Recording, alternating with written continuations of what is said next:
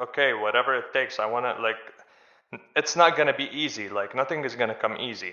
Like I chose a career, I need to build it, right? I would say for anyone who's starting out, invest in yourself and stick to the basics.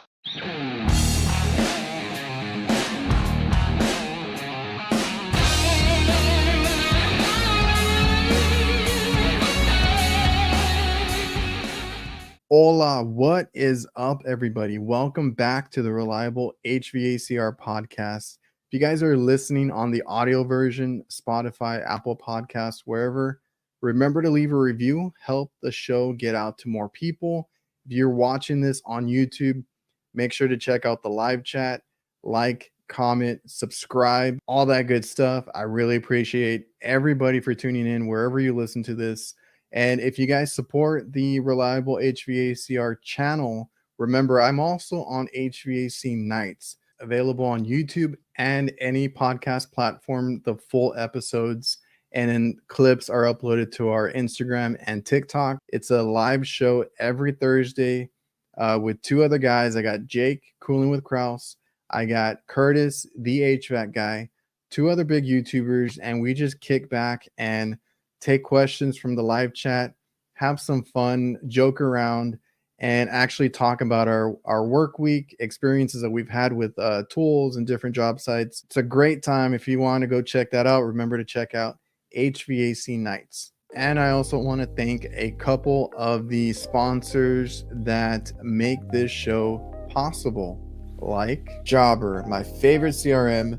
If you guys need to get organized, better manage your business, Jobber is a perfect app for that. It's on your phone, it's on your tablet, it's on your computer, anywhere you have internet access, and you can invoice, quote, do your maintenance agreements, schedule jobs, get this customer hub where you can interact with your customers, send out reminders. It does so much for your business to help you free up your time at the end of the day. So if you guys want a free trial and discount, you can go to getjobber.com/reliable HVACR. Then we have VETO Pro Pack. I cannot tell you how many bags that I went through before finding out about this company with these high quality bags. Ever since I switched over, my bags have lasted so much more. I love the variety and the different uses for these bags. I mean, you can get creative with it. So like I said, go check out VETOProPack.com. Go look for a bag for yourself. You won't regret it. So thanks again to our awesome sponsors. Thanks again to everybody watching, listening. We have good conversations with good people. That's the whole premise here.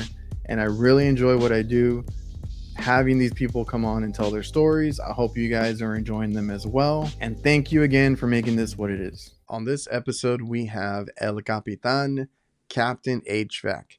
So Amin has been here for, I think he said 4 years. He's new to the trade, third year in the trade. And I've seen his work. You can find him on Instagram, TikTok. He's here in the live chats on YouTube. Captain HVAC. Like I said, I'll link all his social media in the description. And go find him, follow him, check him out. He does a lot of good work for being in the trade, for a short amount of time. I love seeing, the new guys come in and kind of kill it and just, be better than what I was at 3 years. So, sky's the limit if you put in the work, put in the time after work, and, try to be the best that you can be. And he's a good example of that. So now enjoy the episode. What is up, Captain HVAC? Hey, what's up, Adrian? How are you, man? How's work been? Good, pretty busy. Started picking up in the beginning of May. We started getting busy. You're California, right? Yeah, I'm in California. Is it well, obviously it's hot right now, right? Like everything's already in full effect, AC calls and everything. Yeah, but we still didn't reach like the complete rush, like 100 degrees day, or like I'm sure in Texas that you got already, no? Because I heard on your last podcast on HVAC Nights, you had a Yeah. couple change outs on the roof. Yeah. I know I know California, it gets pretty hot. I know Arizona, Florida is pretty similar to here. Yeah. It's just the humidity and all that. But yeah, we've had like almost 100-degree weather since March. So Mm. it's been pretty hectic this year. We're getting like backed up on calls, and I'm trying to finish, my service calls, and then we have all these installs and change outs that are like, not that we s- not I, like I hate doing them during the summer, right? It's like super hot. You don't want to deal with that kind of stuff um in the summer, but it's like a lot of equipment just kind of just quit. And it's like, yeah, Exactly. Change outs come like out of out nowhere. of everywhere, dude, out of Yeah, thin air. yeah. So we have a bunch of units right now that are quitting. It's a lot of the systems that they were like, can you get us another year out of this unit and this and that. Well, Yeah. this is like the year for all of them to be changed out. Yeah, I heard that you dealt last time with R12 unit. That was a favor for a buddy of mine, and I went to go look at it, and I'm like, "Are you kidding me?" It was a R12 walk-in cooler, and I was like, "I don't know."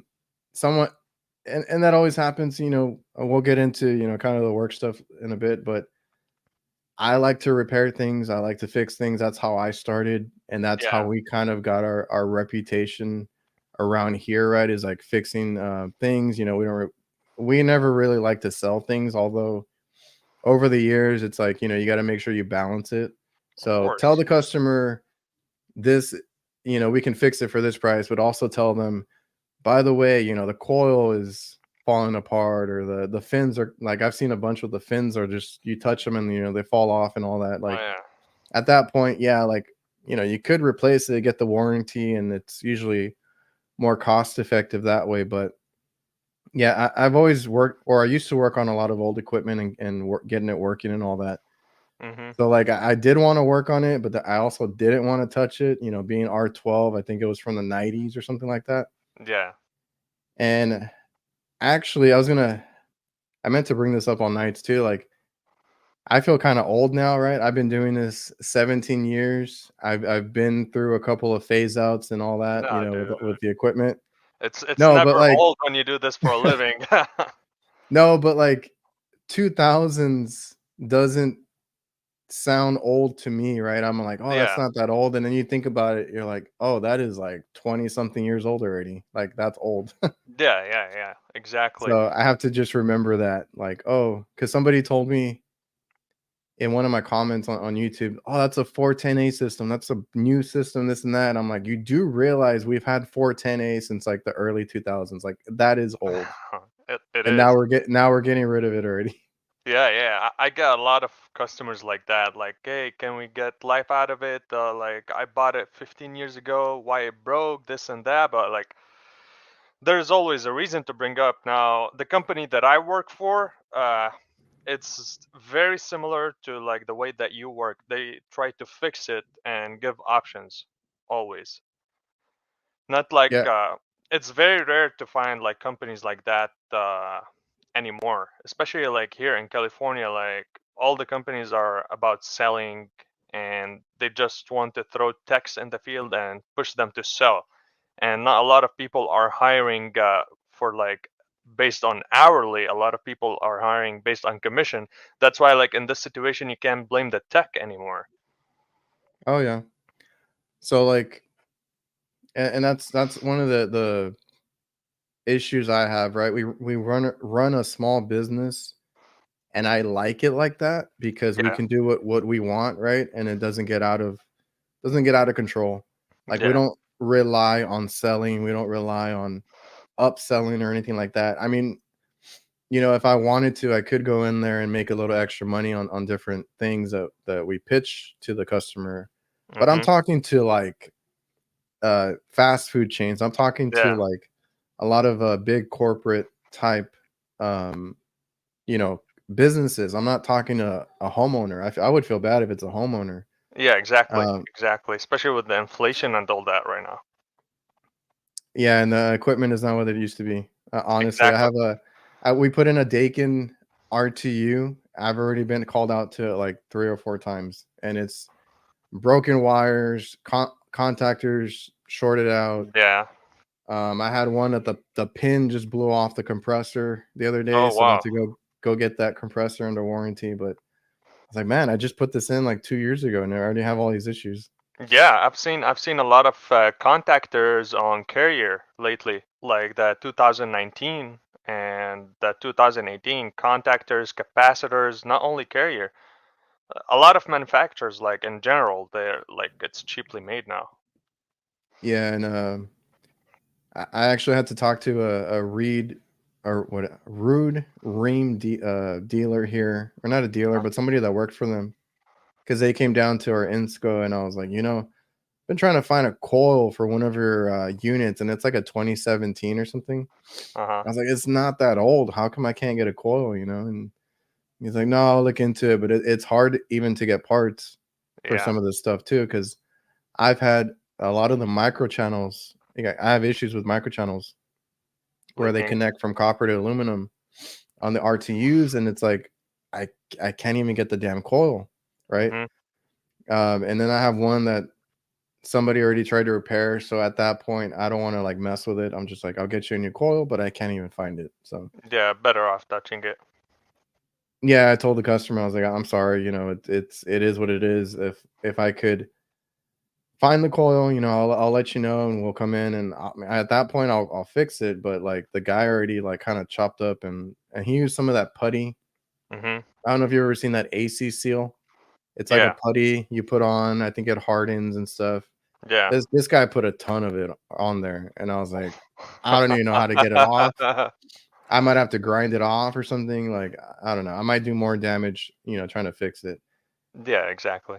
And Yeah. in my situations, like, and I posted that one, and people were like, "Oh, just fix it, dude. Like, it's whatever. Just fix it." I was like, in my line of work, I mean, I know it's like this for a lot of companies. Like, I need to get in and out. Like, if it's gonna take me like a day or two, just struggling with it, like, it's not worth it. And Yeah. the customer either. Like, if I were to really charge every hour there, removing all that crap that the guy put on, and then finally getting to do my own repair, like that's going to be super expensive. Like, might as well get a new coil. Mhm. This podcast is presented by Local. Local works tirelessly to help HVAC contractors rank higher on Google. They use an attack methodology to make sure that contractors dominate their local service areas and increase their market share and generate higher revenue. Reach out to Local at localhq.com/reliable. Mention me or the Reliable HVACR podcast, and you'll get 2 months of SEO for free. SPECTROLINE leak detection, the highest quality and brightest fluorescent leak detection products on the market. A2O compatible. Get the job done right with their 2-in-1 premium UV dye and powerful AC sealant glow seal. I've actually used it. You can extend the lifespan of your equipment, find and seal the smallest and the hardest to find leaks. It works 24/7. Once it's in, it's always on. This product works when you're not there. The only focused leak detection company with success in many industries, because believe it or not, it's in most vehicles out on the road right now. So if you guys want to find out more, go to spectroline.com and let me know what your favorite leak detection method is. Do you give a Well, lot of like gas and go options, or like do you consider it as an option when you're giving an estimate? a gas and go, that might be, I don't know if it's more of a residential thing. Yeah. Oh yeah. Because I've seen it a lot when I talk to guys that do residential. I do it as an option, and some of my customers even request for like the leak stop, Yeah. which I'm like, I tell them it's really a 50-50 thing Mhm. if it's gonna do anything. There's no guarantee. Yeah, there's no guarantee. And most of the time it does not work because you really got to look for that leak, right? Um, Exactly. Exactly. sorry. So the gas and go option, it's like if I get there and it's like a little bit low, where it's like a micro leak, like you can tell it's a micro leak, you just have to Yeah. top it off like a few ounces or like a pound. Mhm. I'll be like, you know what, let's throw some refrigerant in here, get it up to where it needs to be, and then I'll do a leak check. And if my leak detector doesn't go off and I don't see any oil stains, and that's when I'm like, okay, we'll just, we'll see how it does. We'll let it run. Um, and I did start. I mean, I've had this on my truck forever. The SpectroLine kit. Mhm. I've only used it a handful of times, and I used it a couple times recently because I have some really old equipment that, on a newer system, I'm not gonna put a leak dye in it. Like, Yeah, I'm gonna try and find a yeah, leak or try and replace a exactly. coil, For anything like others, that. But if it's like a 20-year-old system and I don't see a leak and I can't find it, I'll throw the dye in there just to help it, because sometimes I've actually been surprised that thing has worked like 2 or 3 times for me where it actually stops the leak. yeah, So, and it, if not, I can show the customer, "Hey, you see where it's glowing here in the coil?" yeah, it's You it's a know. good proof. It's a good proof. It happened with us at the company that I work for at a gym on a York unit. It was like 12.5 ton. And we did put the dye like 5 years ago, and it did hold for like 5 years. Then I went Yeah. over there a couple months ago, and this thing was like restricted and really low. And you can see like the leak right there on the condenser coil. And I told the gym owner like, "Hey, you really better off replace it because like there's too much going on right now." Oh, yeah. Yeah, Yeah, once it gets into like a bunch of a lot of I've seen some where it's like a bunch of little leaks, right? You get a lot of leaks in the condenser and the evaporator, and then like it just I'm like, the cost of repairing all this is just not worth it. yeah. But Now I was a couple days ago. I went to a commercial. I don't do a lot of commercial. I do like a very light commercial. I was at a church servicing a church. They had a unit that is not running. I found it that was low on refrigerant. It was Ally, and oh, obviously, I've seen those. yeah. So the leak. Long story short, the leak was in the condenser coil. So Oh, okay. I gave them the option to like put in refrigerant or replace the condenser coil. Now, when we reached out to the Lennox, obviously, they told us the coil is gonna need like 3 months to arrive. Yeah, that was the other brand that I had an issue with it was Ream and Lennox. Yeah, I could not get the coils. yeah, yeah. So in that situation, that's why I brought up like gas and go. Uh, Yeah, I did talk to the rep, for like when I told them I couldn't get a coil, they're like, and they're honest, they're like, if I'm being honest with you, like, yeah, our priority is selling units, right? yeah, So anything that they make is first going to go into their new systems, right? If there's systems that are being made, that's priority. And then hmm, they'll get into, the parts that you can buy. So exactly. he's like, if you put in a request for a coil, or if you need one, we got to get we got to get what we're getting out the door first, and then we're gonna get to your coil replacement. So I mean, that's just the way it is. And they told me they've been Yeah, struggling. They've been struggling with it since COVID, so it's still a thing. yeah, yeah. But those Allied ones, I saw a rooftop that had like 3 or 4 of them, and I noticed. I think the compressor was tripping a breaker. It went empty and it Hmm. started running dry, and it was tripping the That's breaker and all that. that's the word. Yeah, and then I went to go check, and this one was a heat pump, two Hmm. stage with heat pump. So you had the reversing valve there. Hmm. So they crammed all these lines into that little compartment where the compressors are, and Hmm. all the lines were touching. So I found a rub out right there on one of the suction lines, and I went to go look at the rest of them because I was the only one that they called me for. But I went to go look at all the other ones. I opened up all of them, the same exact thing. They're all touching, and they were about to rub out too. So Yeah, I had to go in there and bend them back and kind of bend them away from each other, so they wouldn't have like the same thing happen to all of them. And like it being a two-stage compressor, for some reason, one compressor had safeties, and the one that rubbed out, no, there was no low pressure control or anything like that to cut it out. So I was like, damn, all right. and that killed it, huh? Yeah, it was just running dry. There was nothing to cut it out. So I was like, Yeah, all right. yeah. And sometimes to find that stuff, like although it's like something small, it takes time. It takes out from your time. Yeah, man. So let me back up a little bit. How Sure. how long have you been in the trade, and how old are you? So I'm 27 years old. I started in the trade 3 years ago. That's the third summer for me in the trade. Oh, Yeah, I actually moved to the U.S. 4 years ago where to are you from California, originally? Lebanon, from the Middle So East. Wolf of HVAC. Is that who? No, is he from there? Yeah, yeah, Okay, I was like, yeah, I know I've had another one on. yeah, Okay, yeah. We're and y'all work together, no? Or yeah used to? we used to work together. We're actually related in the family. Like Oh, no way. yeah, his sister is married to my brother-in-law. Oh, that's cool. Didn't know Yeah, that. yeah, yeah. Yeah, I moved here. Let me start off like this. I've never ever like imagined I would do HVAC in my life. Did you know what HVAC was? Now, being from the Middle East, we don't have central air conditioning or package units or all that. Yeah. Um, my family has a trade background. My father was a plumber, and my grandfather was a plumber too. After my grandfather retired, my father worked on growing the company. It's very close to what you're doing right now with your company and stuff, you know. He grew it up to like remodeling kitchens, and in the early 2000s, he he decided to grow it more and remodeling homes. So he started doing like all those projects.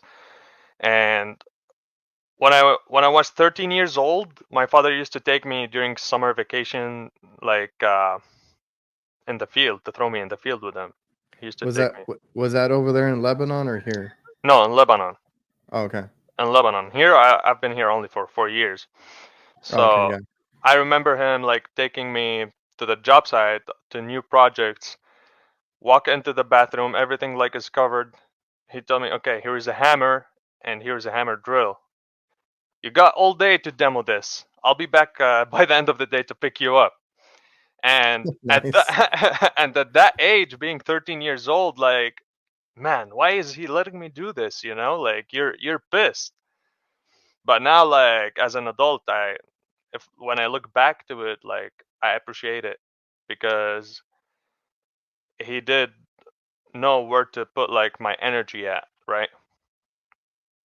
And So that's a good thing because it introduces you into the trades too, whether you do plumbing or construction or whether you do HVAC, anything that you do later on, like it's always good to be, handy or know how to use your exactly, tools and exactly, do stuff with your hands. That's always going to be helpful. exactly. Now, when I moved over here, I didn't want to go through like a long school route or like spend money, especially after I saw like how much it cost for college over here. I started looking like, of course, I went and spoke to a lot of people that been living here for a while to see what kind of advice they can give me and the experience they've been through and all that. And all of them, they told me the same, like pick a trade, pick a skill, go to a school, learn, and like that's the future right now because we like there's a lot of shortage on that, right? So I went and did my research, went to schools, started checking out programs, and to be honest with you, I looked into plumbing, looked into electrician, looked into HVAC, and HVAC happened to have like the shortest period of time, and that's what I chose. That was the cause of me choosing HVAC, not because like I like it when I first started. Yeah, Yeah. I'm being honest with you. It was a 6 months program full time. So So that was like an apprentice type of deal, or it was like a 6 months course that you okay, take. so you took like a 6 month course somewhere. Yeah, Did exactly. you learn a lot there? No, I was thinking about bringing that up with you today. Honestly, I didn't learn a lot. Like you learn the basics Well, and the like old school way. everybody's experience is different with school, so that's why I like to know, like, was it helpful? Did it, or how much did you learn there? Look, Experience is always the best way, but like some hands people like on, to go the school route. hands on. I went to school just to add it to the resumes for something like to start up with, right? But like after I entered the social media world, and I started like seeing you posting and other people and all that. Like I found out, okay, there is another route that you can learn from. Sorry. Uh, One is, of course, get your EPA 100%.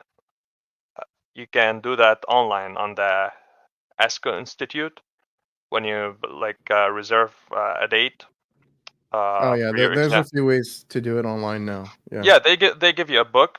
You can learn the laws, and two, buy the book for his name is AC Service Tech LLC, Craig Migliaccio.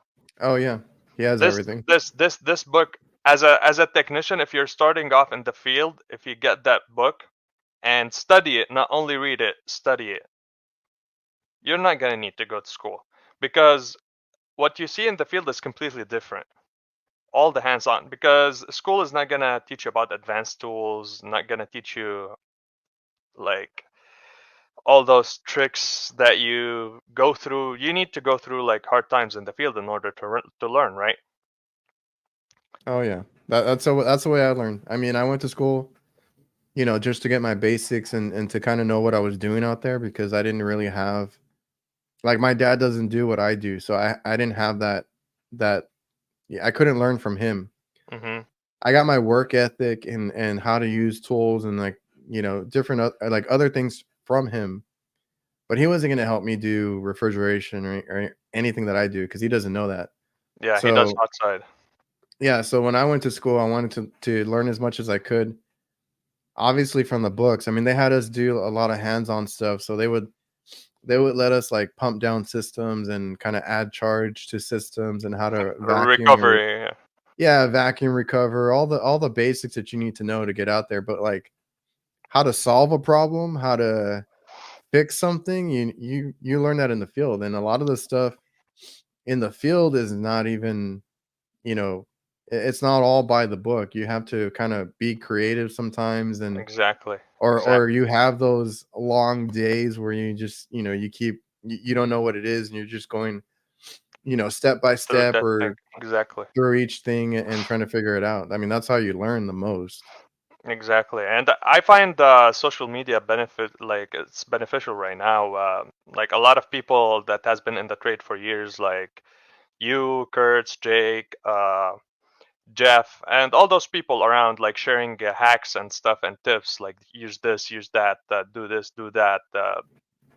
Or even like Recommend. how to do stuff because like when I started, I wasn't like I said, I didn't learn from anybody and anybody around here that I ever rode with or worked with that actually did refrigeration, they weren't purging with nitrogen. They weren't like doing their vacuums all the time or anything like that. So like I knew better because I went to school. I mean, that was a benefit I had. I was like, I know you're supposed to vacuum to 500 microns and all this. I know you're supposed to recover. I have all the like when I got out of school, I went and bought everything that I needed, right?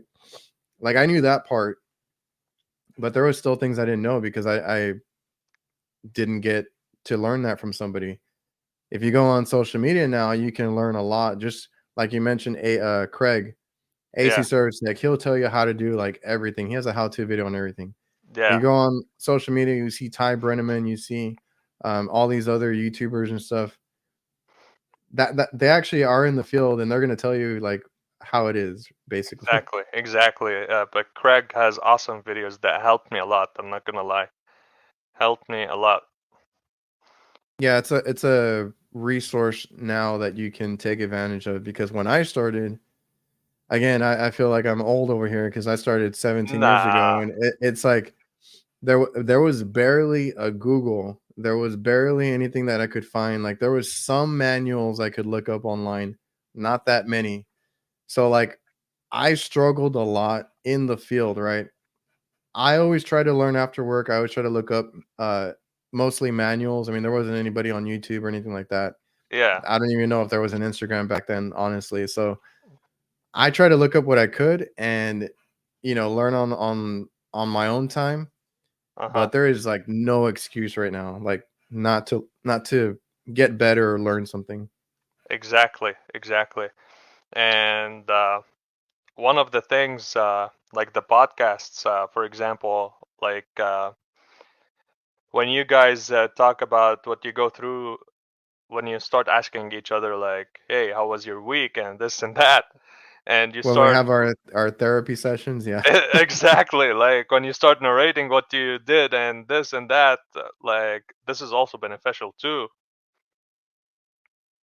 Yeah, we so that's kind of why I did that other show, because like here I used to take questions, but now like I just want to get to know everybody, right? So like getting to sit down, this is the only way I get to know people Yeah, that are across the country and the world, right? Like is we sit exactly. down for an hour and we get to talk, but I don't get to talk about like the work that I do.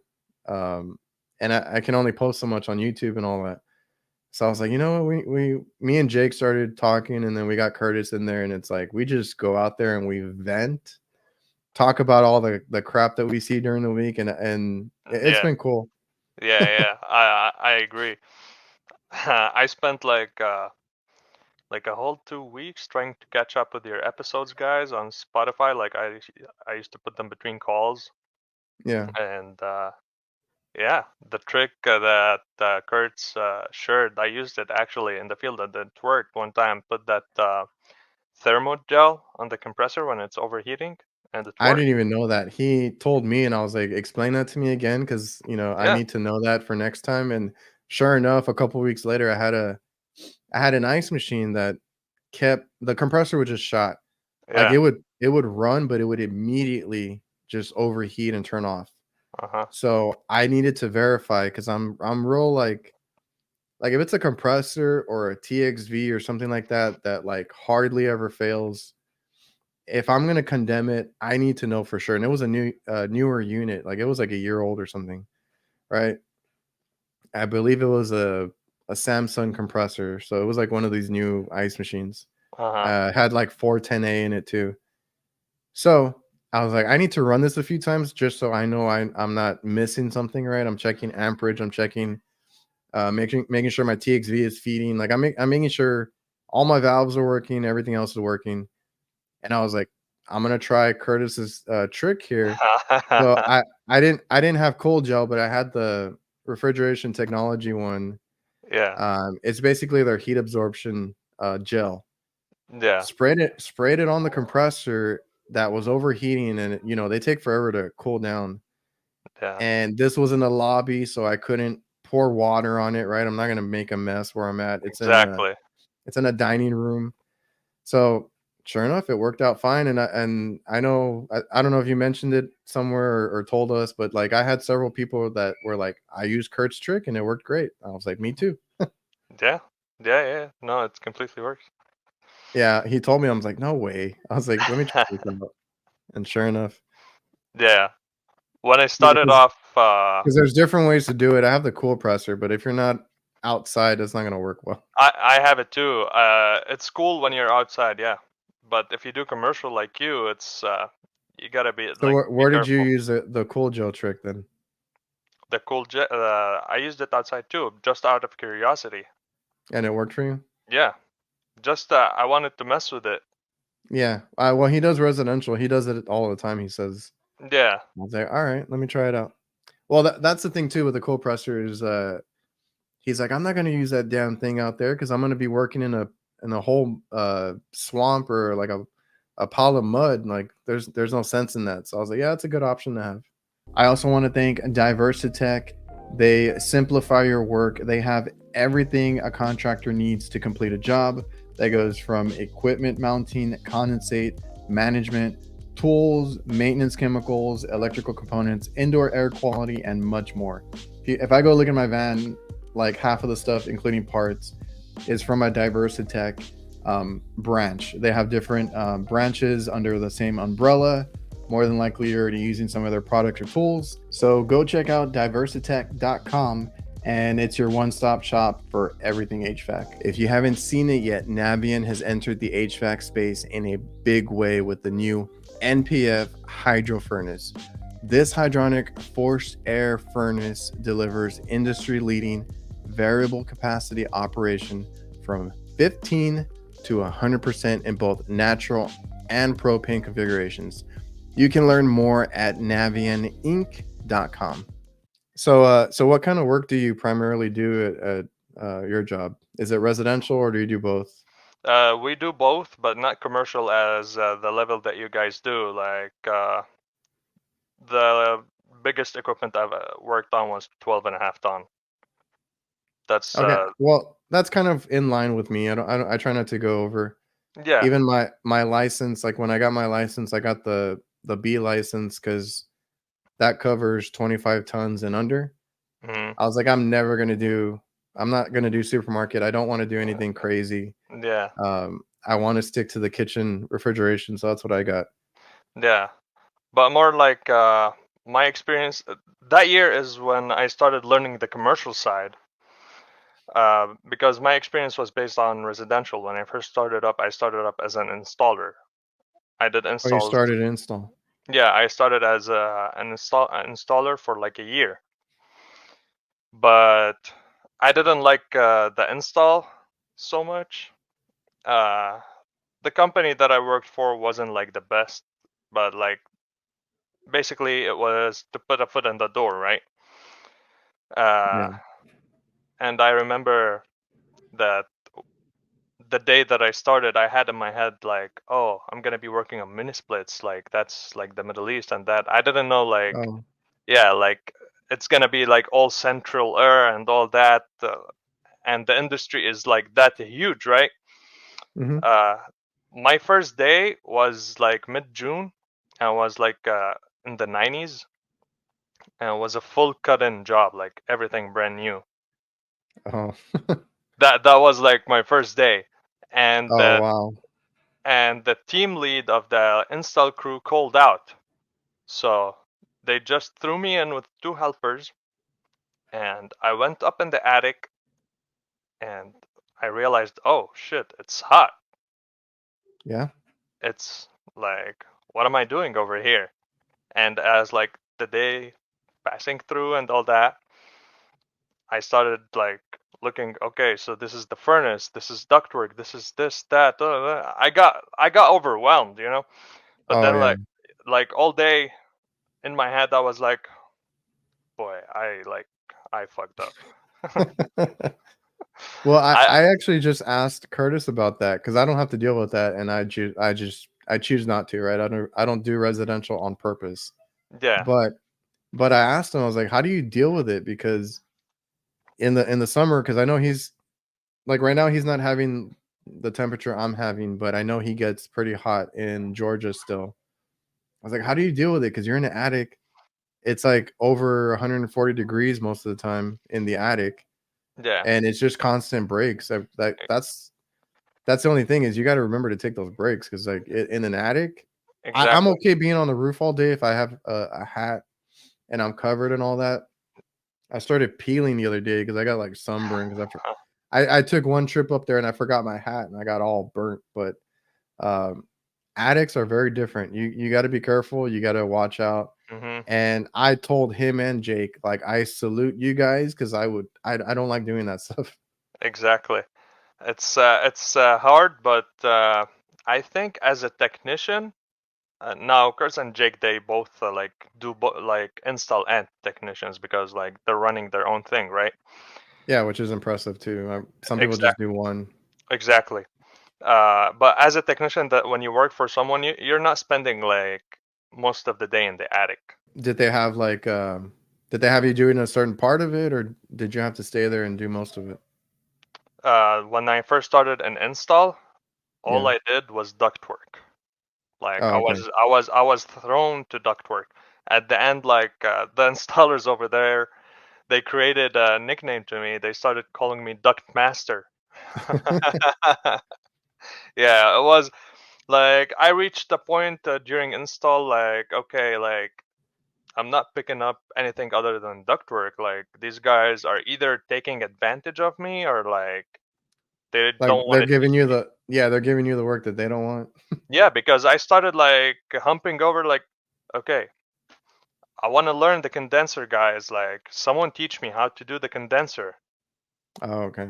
I started talking to them that way, and oh, it's too early for you. You want this, you want that. Like some old school guys try to let you down and tell you it's too early. Do this, do that.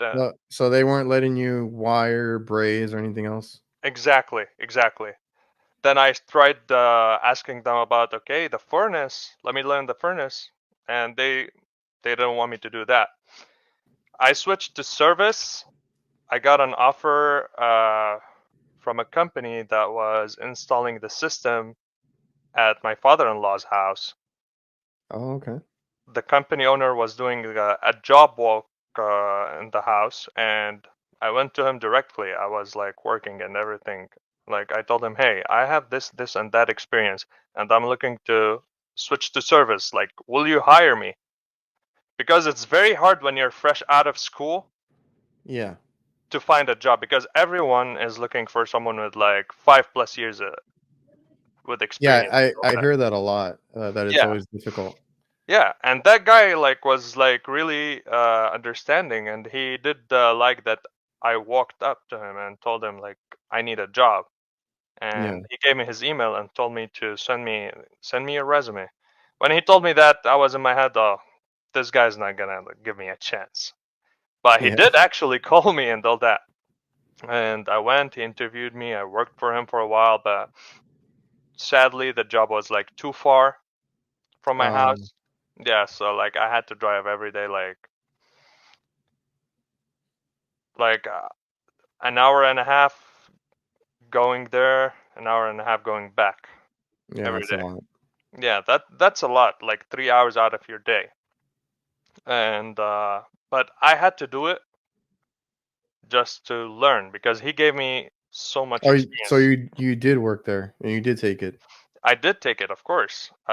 See that's the thing, like, I mean, like you said, he liked that you showed initiative, walked up to him. That's all great, and you were showing that even at your previous company. Obviously, they didn't.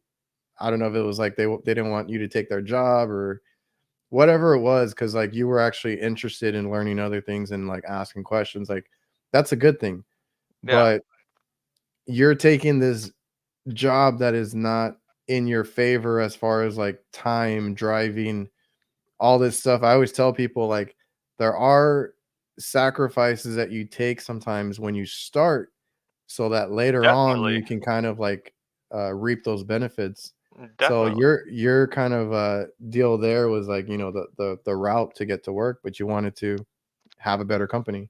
Exactly. Like I wanted to do like okay, whatever it takes. I want to like it's not going to be easy. Like nothing is going to come easy. Like I chose a career, I need to build it, right? So I worked for a while until like I got an offer to the company that I work for right now, which is 8 minutes away from me, and they give you the truck home, which is a great offer that you can't turn down, Yeah, that's awesome. right? Yeah. And this company has been great with me. Like they don't have the sales mindset. Uh, I'm learning a lot, and they trust me a lot in the field. I don't ride with anybody. I ride alone. I go on service calls alone. I do the repairs alone. Like sometimes if something is new and I'm like not confident about it, like one time they had me scheduled for an evaporator coil alone, and I told them like, hey, like I'm gonna be alone and this and that. The my company owner happened to be like he used to be the service manager of the company, but he bought it off later on, Okay. bought the company. So he understands when you're like picking up skills, right? Because he's been through this and he's been doing this forever, dude. He told me, okay, go, do it, take as much time as you want. I know that you can do it. I know the skill is there. I know you can braze. I know you can do this and that. I told him, all right. He told me I have all day. I went and I did it and it worked. Yeah. That's when I mentioned on your live video one time about the filter dryer inside the condenser Oh yeah, because I hate yeah, that. because I struggled with it, dude. I struggled with it, dude.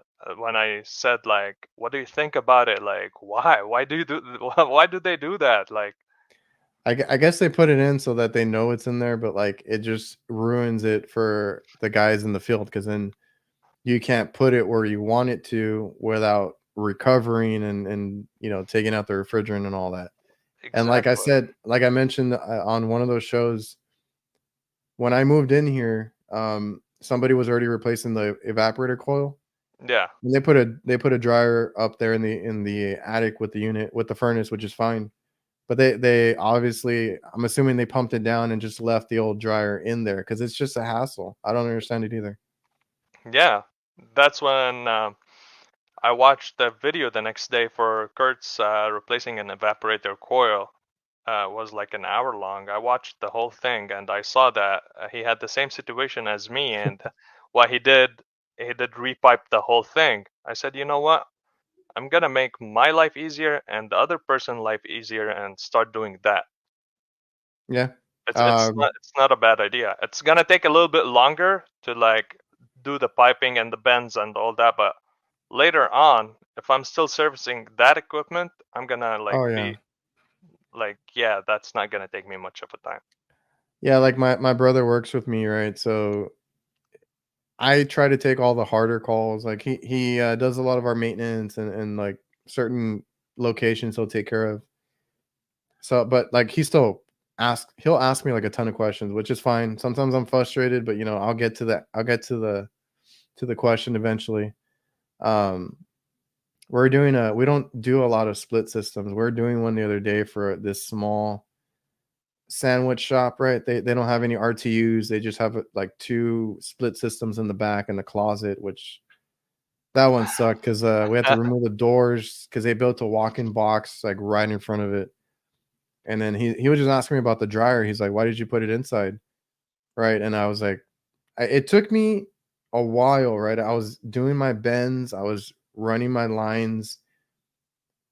Like I could have left it because it's in the closet. I could have just left it all like how it was, like all crappy. Because even the outside line set, the suction line had a bunch of elbows and couplings and like it went up and down and over and I don't know what. Like they just kind of fit it all together. I was like, no, I'm gonna cut all that out, repipe it, and then inside put my filter dryer where I can access it, you know, easy Exactly. and replace it. I was like, just do it, just do it this one time and you won't have to worry about it next time, right? See, now you think like that because you're like I don't want to say because you're a technician. Like I know some installers do care about technicians, but I've seen some jobs that are installed and they don't even care who's gonna service it after. No. Yeah, they don't. I've run into so many that like that one is one case where they built a walk-in box right in front of the closet that the ACs are in. I was like, that's really stupid, but whatever. We've had a bunch of even stuff on the roof where they put something next to RTU and I can't even open the damn door to access the compressors. Like I don't understand that. Like I've run into so many things where they are putting a unit in and it just seems like, it fits. That's it. Let's get out of here. We'll never have to worry about it again. And Exactly. then here I come to work on it and I'm like, I can't even get to it and it's going to cost the customer an arm and a leg for me to figure out a way to, get into it and fix it. So, yeah, Yeah, and I've all that run stuff like into it plenty of times. it pushes you back. All that stuff. And it's funny. There's so many things that you see in the trade. Like I have that one customer that has an RTU that's installed backwards, right? So all the air is coming out through the uh, Return. return grill. They don't want us to reinstall it. I was like, we can get a crane out here. We can flip it around, get the right curve and everything. But no, that's the way the previous company installed it, and they have to live with it. Do they still call you for like, oh, it's not cooling or anything? We just got that call because summer just started, right? We had a couple of heat waves, Yeah. and I saw the call come in because we get from them we get emails and get dispatched. And sure enough, that location called in, and then basically one of our guys went out there and just told them the same thing again. Like there was nothing we could do. It's it sucks because it's the dining room, so it's the customers that are complaining, right? It's they Yeah. sit down and eat, and all the vents are just return vents now, and the uh the return grill that the air is coming through is hitting like one little table. So that table is freezing, Freezing. and that's it. But yeah, we get that call every year, and it's like, well, remember we told you about that unit? We gotta reinstall it basically. So That's you prefer service work then? yeah. Yeah. Now what I'm doing with, I'm happy, and I'm really happy that I chose that trade because our trade is like a little bit of everything. I enjoy it more because it's not like a one-stop thing. Like I hate it when I have to like spend hours at one place. I hate Oh, it. so you like moving around? Exactly. Like Okay, if I'm at a service call and over there for over an hour, I start getting anxious. I'm the Like same way. yeah, like I start okay, there's something going on. It's me. Like there's something that I'm doing wrong, you know? Oh, I had that. We're Saturday, right? I had that yesterday where I had an RTU, and all it was is a return duct. Oh, that's what I was gonna ask you. When you were doing your installs and the duct work, do you guys have metal duct or duct No board? flex. All flex. All flex, but do Yeah. you have the metal duct as far as your branch and all that, or your plenum and all that? Yeah. Is it Plenum. metal? Yeah, metal.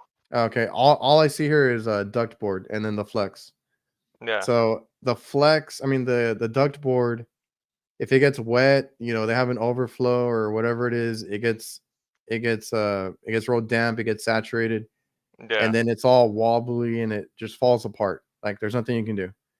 So I had one that I don't even know where the piece went. I was in the drop ceiling, right? I moved tiles over and I'm like, I don't know where the piece went, but it's missing the bottom to the return, right? Yeah. That whole piece. So I went and got duct board. I was gonna go put it in.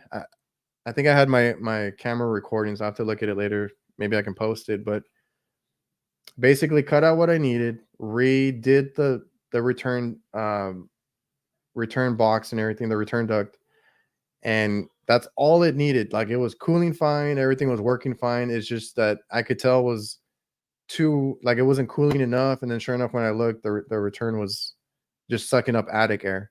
Mhm. So I fixed that. It went smooth, and I was like, this went way too smooth, right? Like I hate that. I hate when something is too easy. Yeah. So and then they offered me food there, and I'm like, yeah, I'm about to pack up. Go ahead, I'll take a. It was a pizza place. I was like, I'll take a pizza for my kids, and I'll be on my way home. And it was like 5 o'clock. I think I finished just at 5. I go up there, and the stupid TXV started icing up, and the compressor started icing up. I'm like, what the hell's going on now? So I had to start checking it further, and like I got frustrated and I got anxious. I'm like, why is it doing this? Like it's just you get that feeling sometimes. Like I understand that, like, and you run into that. That's experience. That's real world HVAC. Is like you start questioning yourself. You start um, running into issues and stuff like that. But that stupid power head on the TXV was acting up. I had to remove it and kind of warm it up and get that open again. But Yeah. that just reminded me about the long day. I was telling the guys from nights. I was like, dude, I was supposed to get out on time, and I got out like at 7 o'clock at night. Like it was a mess. Yeah, I hate it when that happens. Like it happened with me uh last month. I was replacing a blower motor. It was an ECM. So when I did troubleshoot it, it was a faulty motor, right? So I put the new motor in, and what do you expect? You expect it to start running. Yeah. So okay, and it was a super tight, like it was on a package unit, and like it was so close to the corner, and there's like a wall over there. Like it was a super tight situation. I jumped R2G to test. Okay, is it gonna run now? That thing is not running. I was like, dude, like The motor was like so easy to take out. It took me like the whole thing, taking out the old motor, putting in the new one, wire everything back up, like everything an hour. Yeah. Okay. So, okay, I started looking after problems. Like, why is it not working? I have voltage here, voltage there. It took me like 2 hours to find out that piece of the wire was the hot wire. No, not the hot, was the neutral. The neutral wire inside the harness was burnt. Inside the harness, there's no way you can see it. Yeah, I've had that. Like I start when I have an issue like that, I start questioning my lines because or my wires because Yeah. I've had so many broken wires that just randomly happen after you like put everything back together. But yeah, that Yeah, sucks. yeah, like when I found out, I tested continuity between okay, I'm gonna test hot and neutral on both ends and see if like I have a complete circuit or not. And I didn't. I said, okay, nothing looks burnt over here. Like the wires look fine. So I took out the wires from the harness and found one of them is burnt, and I had to come back because I didn't have a harness on me, and I didn't pick up a harness anyways the next day. I ordered a tool from Amazon that takes out those pins. Oh, okay. Yeah, so I had to take it out, cut it, strip it, crimp it, put it back in, and it worked. No, it's nice. I don't have a tool like that. I never thought about that. I don't deal with a lot of harnesses. No, Honestly, but it's a lot. yeah, it's when I found out about that tool, it's really really nice. It's so cheap. I bought the whole thing for like $10 over Amazon. People use it I'll, for people use it for motorcycles, but it worked on taking out the pin. I'll have to look into that because but I think they already trashed the unit. I had a reach-in freezer that burnt a lot of the Molex connectors and stuff. Yeah. And there was one pin that was really bad, and I was trying to hardwire it because Mhm. I couldn't get it off or redo it or anything. But yeah, I don't deal with a lot of it, but I'm seeing more of it now with all the electronic equipment that we're getting now. All the walk-in coolers and freezers are starting to be like that too. All those boards. All the boards that we have to tell the customer that they have to wait when they give out. can't just can't just bypass anything anymore. Exactly. Exactly. So also like when you moved over here to the States, well, you moved to California directly from Lebanon then? Yeah. Did you have family that came over or why'd you come over? No, I came here obviously for like a better future, better opportunities, and like my family, all of them are still over there. Oh, you Uh, came by yourself? yeah, I came solo, so I'm Was planning on that Oh, go ahead. I'm planning on visiting them that year because it's been a while. It's been 4 years. Oh yeah, you said you've been here 4 years. Was that transition hard for you? Did you know English when you got it here? Now, yeah, I did know English because in Lebanon, schools usually teach you all the programs like science, math, and all that in English, and we do study English every day for like 2 hours. We have a class, so I knew English, but not like for the level where I can communicate with people comfortably. Or the way that people talk here and stuff. It's Exactly, I know exactly. it's different. Yeah, exactly. And the first year, it took me a while like to catch up on people because like okay, people are here talking fast. Like they gotta slow down a little bit, or I gotta pick up. But it helped me to learn English faster and get like communicate better when I worked in a tobacco shop because Oh, really? yeah, because I used to see a lot of people during the day. So they come and start chatting with me, and I was like, hey, like I got a lot of connections because of that place, and Hmm. a lot of friends and this and that. But yeah, it helped me a lot. So like once you started doing well, I know you started install, but when like maybe more when you got into service, were you able to I don't know, did you have to work on your communication skills, customer service type of stuff? No, when I started doing HVAC, I was pretty good. You're I okay was, with talking to the customers and all that? yeah, I was pretty good. I was pretty confident. Like I can say this this year I started like getting really comfortable because okay, now when I talk to the customer, I don't sound like I don't know what I'm doing. Oh, okay.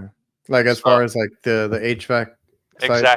exactly, because when you're talking with a client and you don't know what you're doing, like you're gonna have that feeling inside you if English is not your first language, and you're gonna start talking slow, right?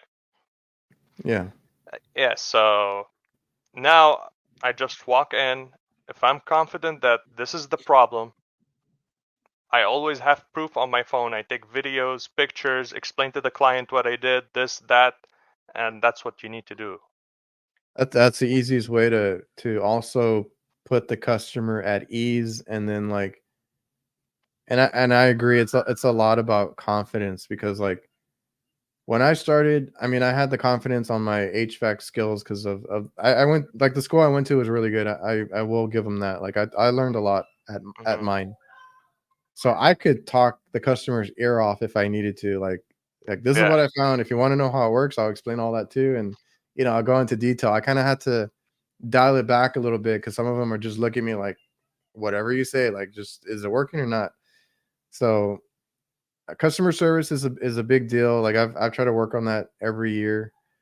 And yeah, as long as you explain everything, that's why I always tell people, like, I know I used to, I think there's more people on social media now doing it, but when I started, everybody's like, "Why are you taking pictures, or why are you doing this?" Like, actually, uh, like, it helps you in your business too. Like, if you show the customer exactly. what you're doing, or if you do before and after photos, all that stuff helps too. They like when like when you show them evidence. That's when they okay. We trust that guy. This guy is not trying to like Scam us. exactly, exactly. Yeah, that's the truth. Like I I know. take I hate how much it gets brought up, but it's because it happens a lot, right? Especially in residential, because they'll take advantage. And I think I mentioned it on the last show, as the one that we took over was a mom and daughter hmm running a sandwich shop, and the guy was price gouging them because it's a mom and daughter. What are they going to know, right?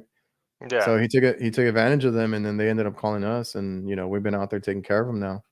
hmm I hate it, but I know it does happen. So you can I always do the same thing, and I used to even go as far as, like, "Hey, you wanna well, this was before, like, smartphones.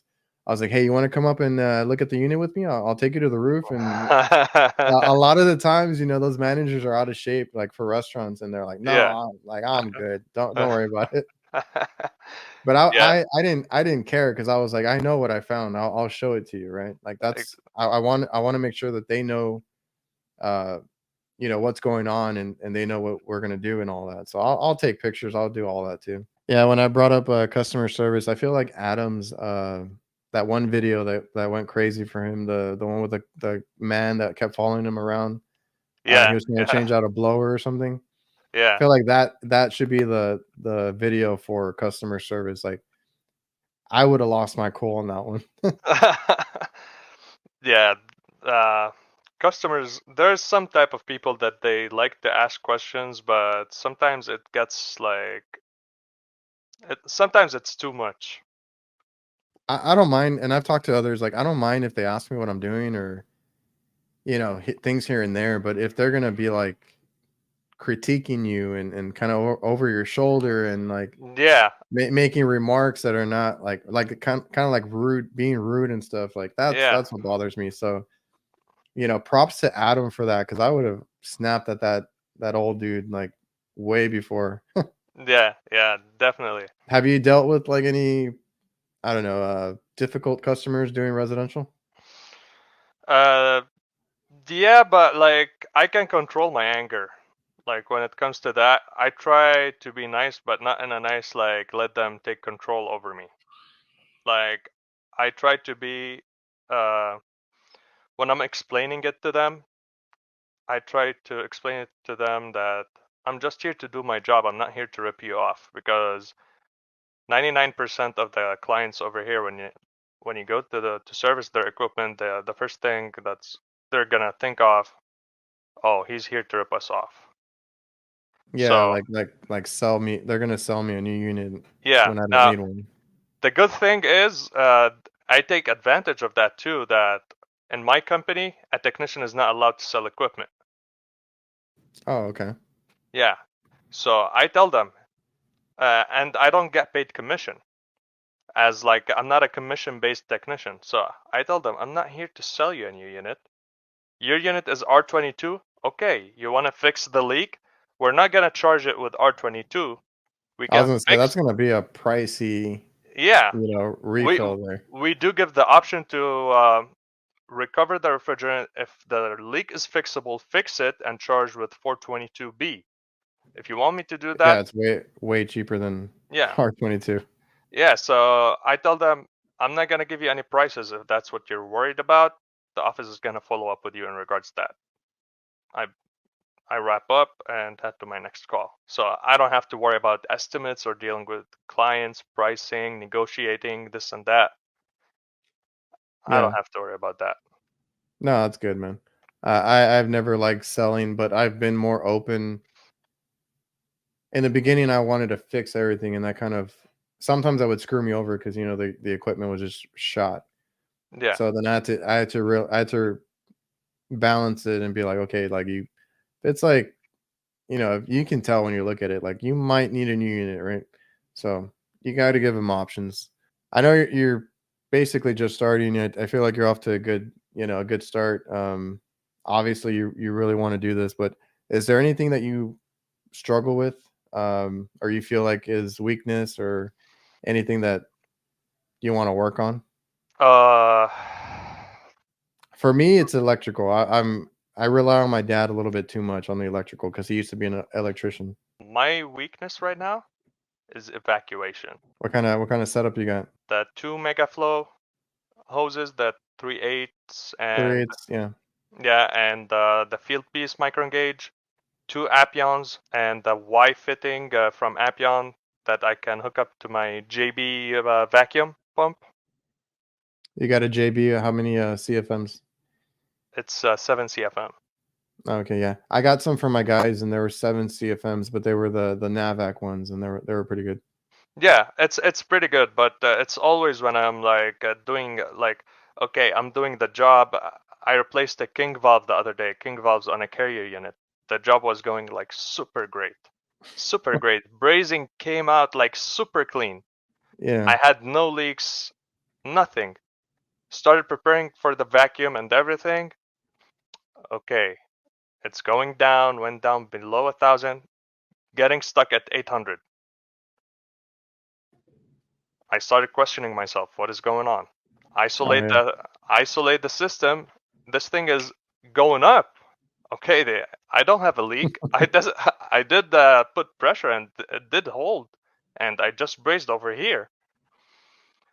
Uh, Started checking my hose, everything. Took out the whole thing just to like start everything all over again. Found out that the O-ring on the Appion was broken.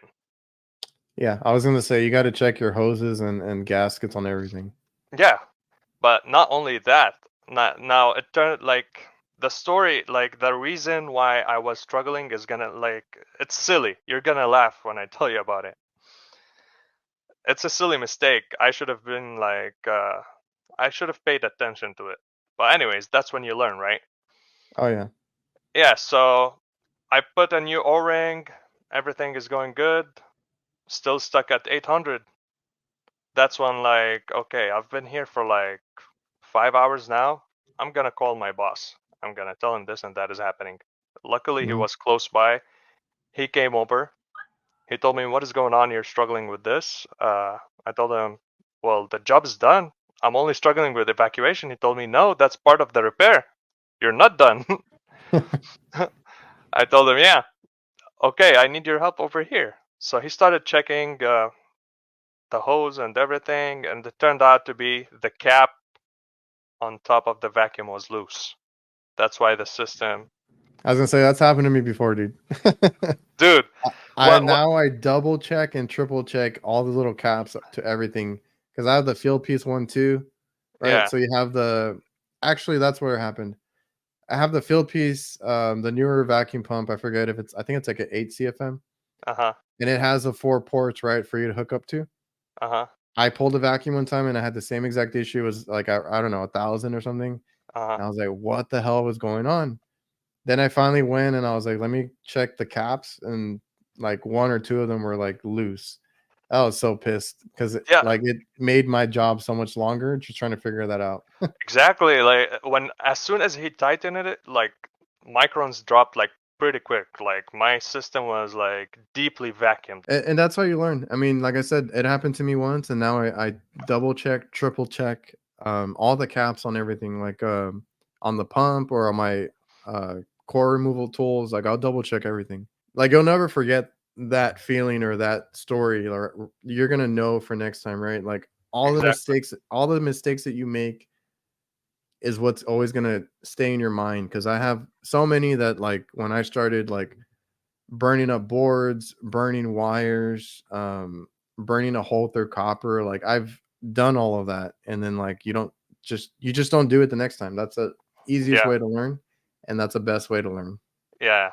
We had the training today at the shop at my company for evacuation because of what happened to me. Oh, really? Yeah. So my boss told me, let's like if you're free on a Saturday while you're on call, come to the shop and we can like go through it together. And I went today in the morning and did that. I told him like, you're giving me knowledge, dude. Like I don't have a problem to come and spend like a couple hours over here. Like, I think that's a common theme too with because somebody told that to me because I mentioned that I used to always learn after work, but that's a common theme with anybody. Is like you can tell, like, I even like going through your Instagram and stuff before the show, like it looked like you know, you take pride in your work and you do all the things that you need to do. Because even with that story of your vacuum pump, whatever was loose on it, right? Most guys would have just called it a day and just been like, I'm gonna charge it up and get out of here, right? yeah, But you wanted to know what it was, and you wanted to get that situation fixed, and then you want to learn after work, or you want to learn on your own time. That's a common theme with a lot of the good technicians that I've talked to, and that's the way to do it, because you know you're not going to learn everything. You can't just focus. And I understand, like, family time. I'm not talking about family time or anything like that. Like, you need that. You need hobbies. You need your own time. You need to get sure. off of work and get your mind off of work. But every now and then, like, invest in yourself, because Oh yeah, um 8 hours a day, whatever it is that you're doing, especially when you start, it's not enough to take all the information in. of You need course, to of do some course, after work. of course, of course. Yeah, no. Uh, I I do that because I hate callbacks. It makes you feel like the worst technician ever. Yeah. Exactly. Like it makes it like everyone is gonna start to look at you like, oh, you have callbacks. I went and fixed this after you and this and that.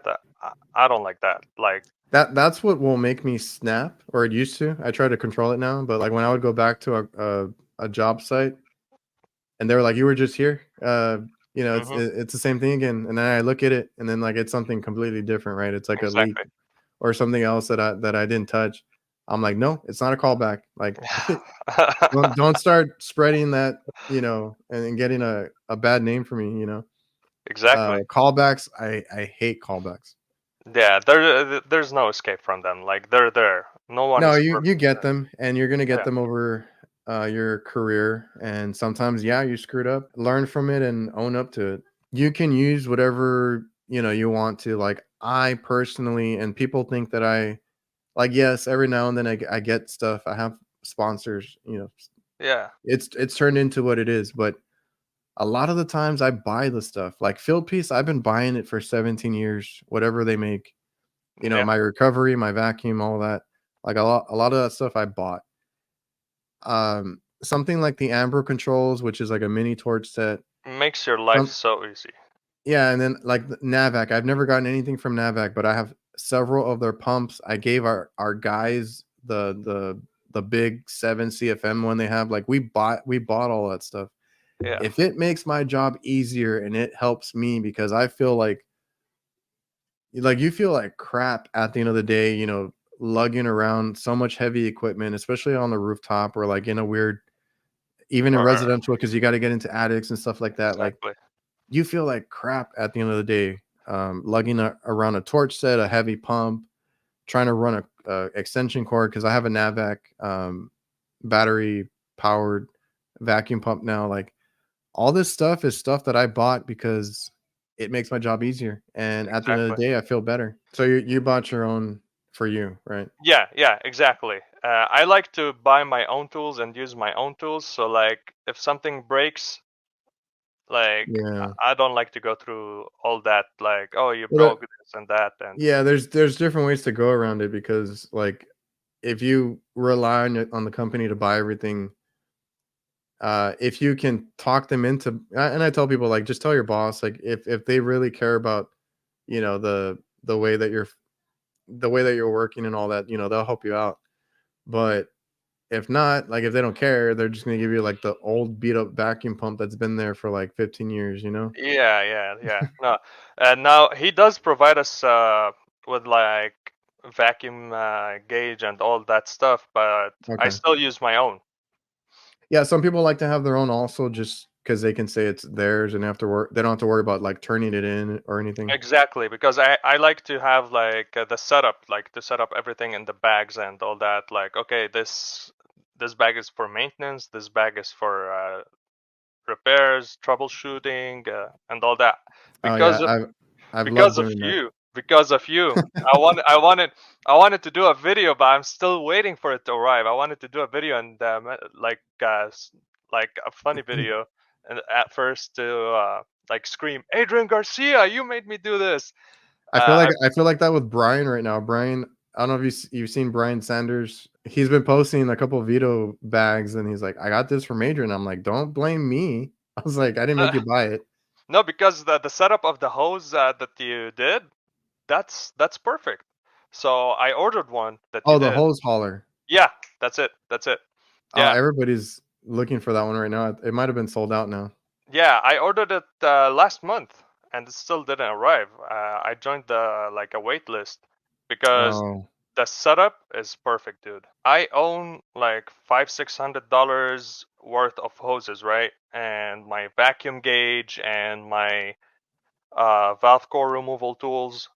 Why not take care of them? Like, I want them to last for years. I don't want it to break like in a couple years. no, I learned that when I started. My dad, my dad is my boss basically, but he likes to get us, what we need. He got me the new field piece digital gauges when they first came out, or it was like, I don't know, second or third generation, and I just did not take care of them. I broke them right away. They were in my van hanging somewhere, and they fell and broke. So now I try to put them away as neatly as I can, and I have the sleeve that covers them and everything, just so I don't crack that screen. I know, like I mentioned earlier, you've been doing this 3 years. Any future goals for yourself? Do you see yourself running a business at any point? Yeah, yeah. That's like one of the future goals, but not right now. Like, I'm not gonna be like, because here in California, you should have like 4 years of experience in order like to apply for C20 and go through the exam process and all that. But my plan is, I think if you like 4 years is not gonna be enough. Yeah.